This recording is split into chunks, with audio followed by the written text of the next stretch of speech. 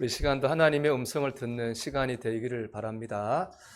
오늘 본문은 베드로 전서인데요. 베드로 전서를 이해하려면은 베드로 전서 1장 1절을 우리가 좀 읽어야 됩니다. 예수 그리스도의 사도 베드로는 본도, 갈라디아, 갑바도기아, 아시아와 비두니아에 흩어진 나그네 이렇게 되어 있는데요. 이 베드로 전서는 사도 베드로가 여기 나온 5개의 소아시아인 도시에 흩어져서 나그네로 살고 있는 성도들에게 보낸 편지입니다. 이게 바로 베드로 전서예요. 여기 보면 나그네 하니까 좀 낭만적인 좀 어감이 있지 않나요? 근데 사실은 전혀 낭만적이지 않아요. 왜냐하면 요즘 말로 하면 이 나그네는 난민입니다. 난민. 이런저런 이유로 자기가 나고 자란 동네에 살 수 없어가지고 떠돌이가 된 사람입니다. 우리가 난민의 아픔에 대해서는 TV로 많이 보죠. 뭐 받아주는 나라가 없어가지고 여기저기 바다 위에 떠돌다가 또 어떤 때는 배가 뒤집혀서 그 난민들이 뭐 몇십 명이, 몇백 명이 다 죽는 그런 비참한 뉴스도 우리가 가끔 보곤 합니다. 이처럼 난민의 삶은 참 비참한 거죠.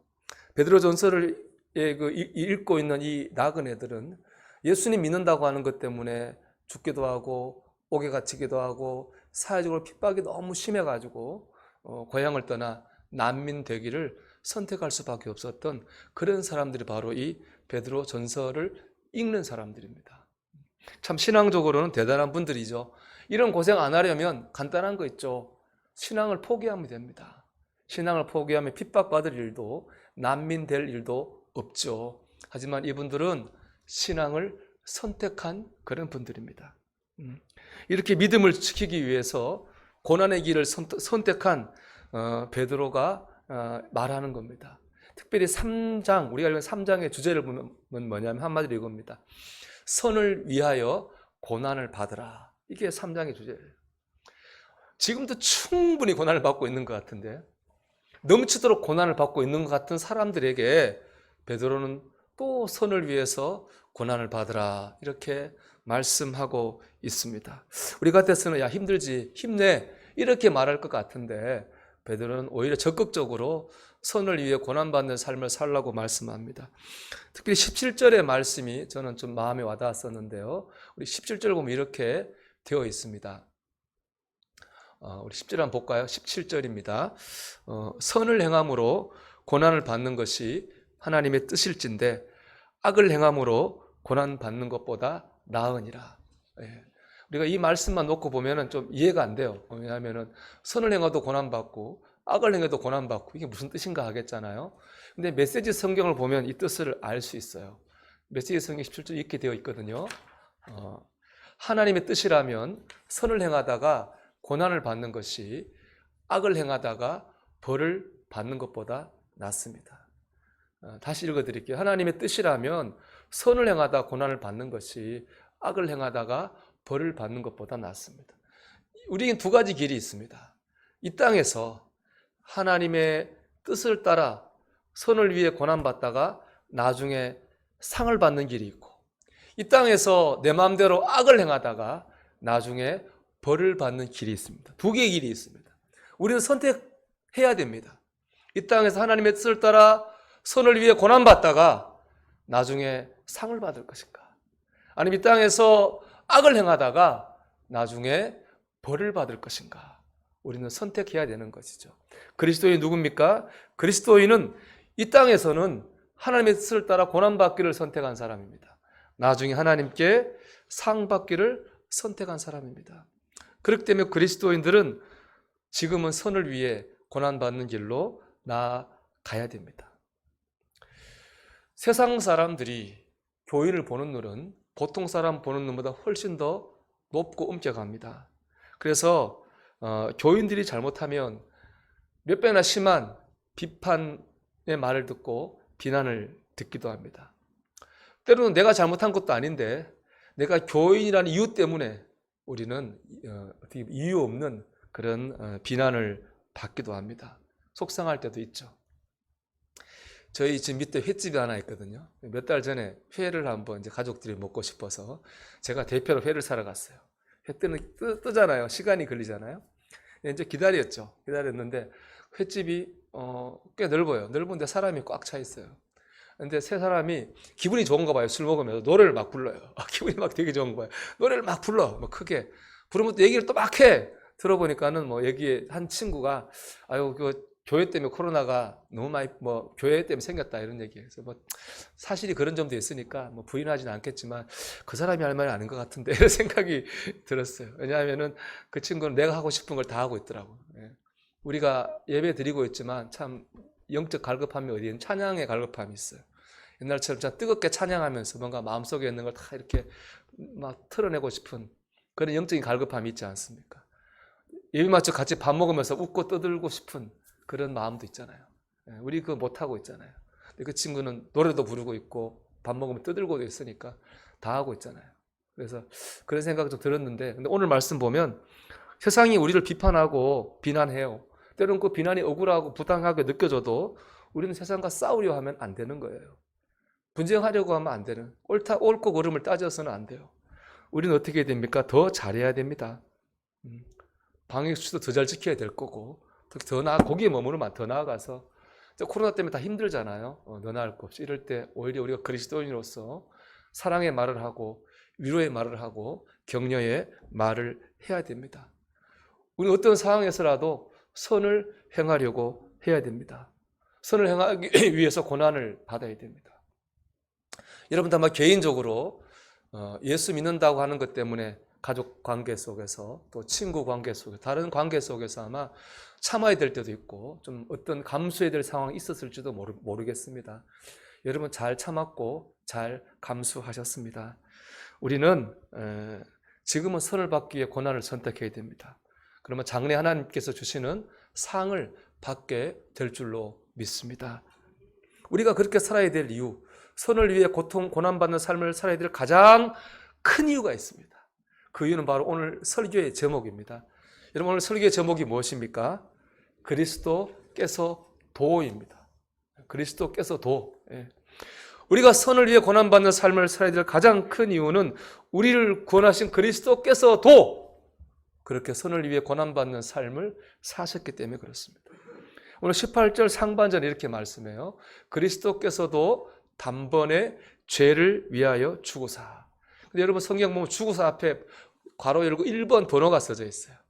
이거 성경 밑에 보면 이렇게 돼 있을 거예요. 다른 사본에는 고난을 받으사 이렇게 돼 있어요. 다른 사본은 이거를 죽으사를 고난을 받으사 이렇게도 번역해요. 즉 예수님은 그냥 죽은 게 아니고 고난을 받고 죽으셨어요. 많은 고난을 받으셨습니다.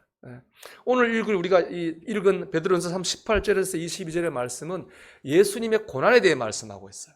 예수님이 받은 고난의 성격, 특징은 무엇이었는가? 예수님은 왜 고난을 받아야 됐는가? 고난받고 예수님이 고난받은 결과는 무엇이었는가? 이런 예수님의 고난을 주제에 대해서 말씀하고 있습니다. 제가 이 말씀을 여러분과 나누고자 하는 것은 주님께서 받은 고난을 우리도 받아야 되기 때문에 그렇습니다. 물론 그렇다고 우리가 십자가를 지고 죽을 일은 아니겠죠. 하지만은 주님이 받은 고난의 특징을 따라 우리도 고난받아야 되는 것이고 주님이 고난받은 이유 때문에 우리도 고난받아야 되는 것이고 주님이 고난받은 다음에 받은 결과를 우리도 받아야 되는 것이기 때문에 그렇습니다. 여러분 이 시간에 우리가 주님의 고난을 우리가 참 배우는 시간이 되기를 바랍니다. 첫째, 주님의 고난은요 자신을 위한 고난이 아니라 하나님의 뜻을 이루기 위한 고난이었다는 겁니다. 우리 18절 보면 그리스도께서도 단번에 죄를 위하여 죽으사 하랬습니다. 예수님이 죄를 위해 죽으셨습니다. 예수님이 죄인으로 죽었어요. 여러분 예수님이 십자가에 못 박혔잖아요. 그 십자가는 그 당시에 가장 흉악한 죄인을 죽이는 처형의 방법이었어요. 예수님은 분명히 죄인으로 죽었어요. 그런데 예수님 죄인이 아니잖아요. 죄인이 아닌데 왜 죄인으로 죽었을까요? 그 뒤에 답이 나오는 거예요. 의인으로서 불의한 자를 대신하셨으니. 예수님은 의인인데요. 죽지 않아도 되는데 불의한 자를 대신하기 위해 죽으셨습니다. 여러분 예수님의 고난은 나를 위한 고난이 아니에요. 예수님의 고난은 다른 사람을 위한 고난이에요. 예수님의 고난은 다른 사람을 대신하는 불의한 자를 대신하는 고난이라고 하는 것입니다. 그럼 불의한 자가 누굽니까? 죄인이죠. 그 죄인 누굽니까? 저죠. 여러분이죠. 우리가 마음으로 행한 죄, 말로 쏟아낸 죄, 행동으로 범한 그 모든 죄를 다 지고 주님이 우리를 대신하셔서 십자가에서 죽으셨습니다. 그 결과가 무엇입니까? 이는 우리를 하나님 앞으로 인도하려 하심이라. 하나님 앞으로 인도하신다고 하는 것은 우리의 죄를, 그 모든 죄를 용서하신다는 겁니다. 우리를 죄에서 구원하신다는 겁니다. 예수님께서는 우리의 죄를 구원하시려고, 우리를 죄에서 구원하시고 용서하시려고 우리를 대신하셔서 그 십자가를 위해 고난을 당하신 겁니다. 또 더 나아가 보면요, 우리를 사랑하는 하나님께서 우리를 구원하기 원하셨는데 그 하나님의 뜻을 이루기 위해서 주님이 고난을 받으신 것입니다. 여러분, 그리스도인이 받아야 될 고난은 자신을 위한 고난이 아닙니다. 그리스도인이 받아야 될 고난은 하나님의 뜻을 이루기 위한 고난이어야 됩니다. 쏙새기는 자식이 있어요. 부모한테는 고난이죠. 하지만 쏙새기는 자식 그 자체는 그리스도인의 고난이 아닙니다. 그 쏙썩이는 자식을 하나님의 말씀으로 바르게 인도하기 위해 눈물 뿌려 기도하고 삶을 통해 가르치는, 훈육하는 그 부모의 눈물과 헌신은 그리스도의 고난입니다. 내 욕심을 채우기 위해서, 내 뜻을 이루기 위해서 우리가 일하다가 뜻대로 안 될 때 있어요. 고난이죠. 그런 고난은 그리스도의 고난이 아닙니다. 그리스도의 고난은 하나님의 뜻을 위해서 내 욕심을 내려놓고 내 뜻을 꺾는 것, 그것이 바로 그리스도인의 고난입니다. 내가 어떻게 하면은 세상에서 하나님의 영광을 드러낼 수 있을까? 어떻게 하면 우리 가정을 믿음의 가정으로 만들어갈 수 있을까? 어떻게 하면 하나님이 기뻐하시는 삶을 살 수 있을까? 그래서 하나님에게 사람에게 하나님의 사랑을 전할 수 있을까? 이것이 바로 그리스도인으로서의 고난입니다. 여러분, 그리스도인으로서의 고난을 받으시기 바랍니다. 아멘이 잘 안 되죠. 내가 설교를 오늘 4번째 했는데 이 부분에서 잘 아멘이 안 되시는 것 같아요. 뭐 저도 이해합니다. 고난받으라는데 뭐 아멘 하기는 쉽지 않겠죠. 근데 그 다음 구절을 보면 아멘 해야 돼요. 두 번째요, 주님의 고난 뒤에는요 영광이 있어요. 22절 말씀인데요, 그는 하늘에 오르사 하나님의 우편에 계시니 천사들과 권세들과 능력들이 그에게 복종하느니라. 예수님이 고난, 예수님의 죽음은 죽음으로 끝나지 않았어요. 예수님 죽음이 이거 살아나셨습니다. 하늘에 오르셨고요, 하나님 우편이라고 하는 영광의 자리에 앉으셨습니다. 천사들과 능력과 권세가 예수님께 복종했습니다. 주님의 고난은 고난으로 끝나지 않았습니다. 주님의 고난은 영광으로 결실하였습니다. 해피 엔딩이 된 것이죠. 여러분, 그리스도인의 고난은 고난으로 끝나지 않습니다. 그리스도인의 고난은 영광이 될 것입니다. 그리스도인의 고난은 해피 엔딩으로 끝을 맺게 될 것입니다. 오늘 20절 말씀 보면 노아 얘기를 하고 있어요. 그들은 전에 노아의 날 방주를 준비할 동안 하나님이 오래 참고 기다리실 때에 세상에 죄가 많아서 하나님께서 물로 세상을 심판하려고 하셨어요. 홍수로. 다 죽일 수 없으니까 노아에게 방주 만들라 하셨어요. 그 방주에 타는 사람은 살려주시려고. 하나님께 그 말씀하시고 비 내리기까지가 얼마 걸렸냐면 120년 걸렸습니다. 그 말은 노아가 방주 만든 시간이 120년 만들었다는 거예요. 아마 처음에는 사람들이 노아의 말에 귀를 기울였을 것 같아요. 야, 우리가 죄인이 하나님이 물로 심판한다 하더라. 처음에는 그래? 귀를 기울였을 거예요. 1년, 2년, 10년, 20년 지나면 사람들이 노아의 말을 우습게 봤을 것 같아요. 뭐 심판받을 징조가 전혀 안 나타나잖아요. 아무 일도 없잖아요. 아마 노아를 미친 사람으로 사람들 취급했을 거예요. 노아는 방주 만드느라고 고생도 하고 노아는 정신적으로도 고난을 받았습니다. 그리고 하나님의 뜻대로 드디어 홍수의 심판이 임하게 됐습니다. 그때 누구만 살아남은지 아십니까? 딱 8명 살아남았습니다. 그 누구냐? 바로 노아의 가족들이었습니다. 긴 세월 동안 수고하고 고난받은 노아의 고난은 헛되지 않았습니다. 노아의 고난은 가정의 구원이라고 하는 영광으로 결실되게 되었습니다. 노아의 고난은 해피엔딩으로 끝이 났습니다.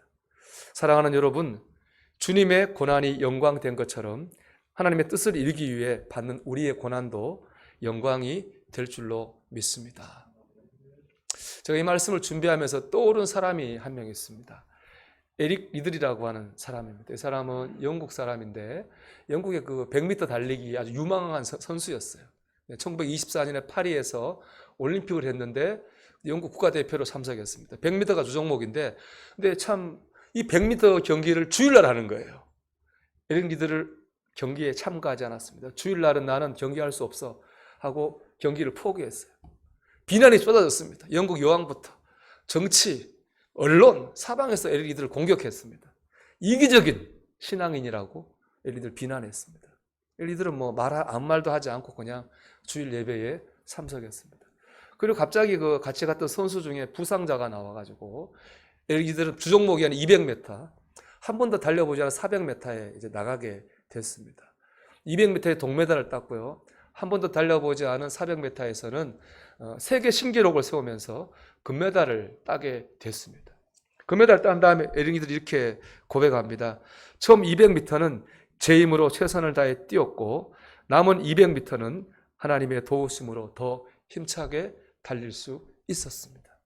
하나님이 힘주셔서 에릭 리들을 달리게 하셨습니다. 금메달을 딴 뒤에 에릭 리들은 금메달리스트라고 하는 모든 영광을 뒤로하고 중국의 선교를 떠납니다. 거기서 44세의 나이에 순교하게 됩니다. 에릭 리들의 삶을 한마디로 이렇게 설명할 수 있을 것 같아요. 하나님의 영광을 위하여. 그는 하나님의 영광을 위하여 100m를 포기했어요. 하나님 영광을 위해 200m를 뛰고 하나님 영광을 위해 400m를 뛰었습니다. 하나님 영광을 위해서 금메달리스트라고 하는 영광을 뒤로하고 중국의 선교사로 갔습니다. 그는 하나님 영광을 위해서, 선을 위해서 고난받는 길로 갔습니다. 하나님께서 그를 영화롭게 하시고 그를 통해 영광을 드러내셨잖아요. 그 영화, 이 에릭 리들의 일대기를 영화로 만든 게 있어요. 불의 전차라고. 한번 꼭 여러분 보시라고 권하고 싶은데 이 영화를 보면은 에릭 리들이 400m를 이제 달리려고 하거든요. 그때 그의 신앙에 감동을 받은 한 미국 선수가 쪽지 하나를 건네줘요. 탁 건네줍니다. 에릭 리들이 그 쪽지를 탁 붙잡고 뛰는데 그 쪽지에 뭐가 있었냐면은 성구가 있었어요. 사무엘상 3장 20절의 말씀이에요. 같이 읽어볼까요? 나를 존중히 여기는 자를 내가 존중히 여기고 나를 멸시하는 자를 내가 경멸하리라. 나를 존중히 여기는 자를 내가 존중히 여기겠다라는 말씀이에요. 하나님의 영광을 드러내고자 고난의 길을 선택한 에릭 리들을 하나님께서 높여주셨습니다.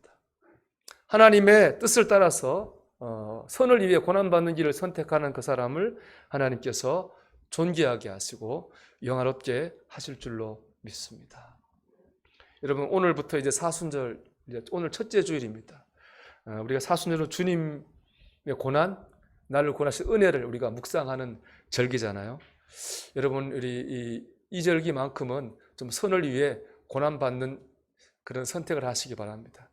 제가 사실은 요 전에 했던 성구를 하나 한번 빼먹었어요. 한번 볼게요. 우리 3장 9절이죠. 아까 방송실에 당황했을 거예요. 내가 올 원고에서 순서를 바꿨는데 한번 같이 읽어보고 싶어요.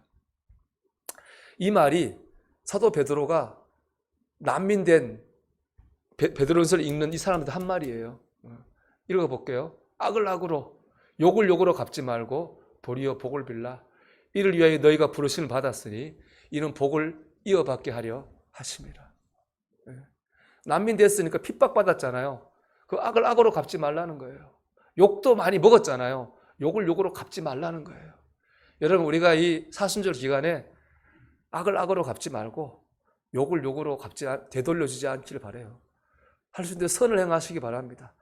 여러분 가정에서도 화난다고 막 말하지 말고 평상시 같았으면은 뭐 아내가 이렇게 얘기했어 나도 한마디 하고 남편이 나도 한마디 했겠지만 어떻게 얘기했어요 여러분? 아 그래 이 사순절만큼은 내가 선을 위해 고난받아야 되겠다 생각하고 악을 악으로 갚지 않고 욕을 욕으로 받지 않는 거죠. 다른 모든 상황 가운데서도 선을 행하기 위해서 우리가 고난을 받는 겁니다.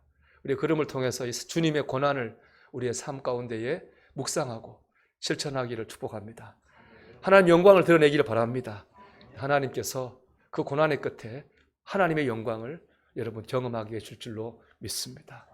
그리스도의 고난을 따라가서 그리스도의 영광을 경험하는 저와 여러분이 되시기를 주님의 이름으로 축원합니다.